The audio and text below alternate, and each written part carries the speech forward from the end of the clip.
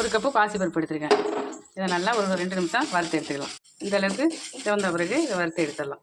ஒரு குக்கர் அடுப்பில் வச்சு எந்த கப்பில் பாசிப்பருப்பு எடுத்தோமோ அதே கப்பில் 2 கப்பு தண்ணி வச்சு வறுத்த பாசிப்பருப்பை நல்லா 2 முறை அலசிட்டு இதில் சேர்த்து 3 விசில் வச்சு எடுத்துக்கலாம்.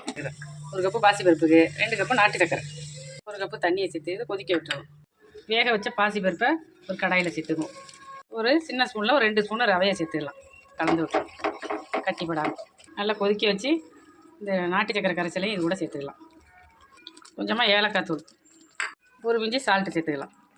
நல்லா இந்த அளவுக்கு கிண்டிட்டு ஒரு ஸ்பூன் நெய் சேர்த்துக்கலாம். கடாயில் ஒட்டாமல் இந்த அளவுக்கு இதை கிண்டி எடுத்துக்கணும். லாஸ்ட்டாக வறுத்த முந்திரி பருப்பு சேர்த்து இறக்கிடலாம். அவ்வளோதான் ஃப்ரெண்ட்ஸ். சேவ் பண்ணிங்க.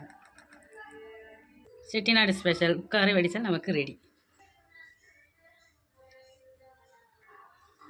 நெக்ஸ்ட் வீடியோவில் பார்க்கலாம். பாய்.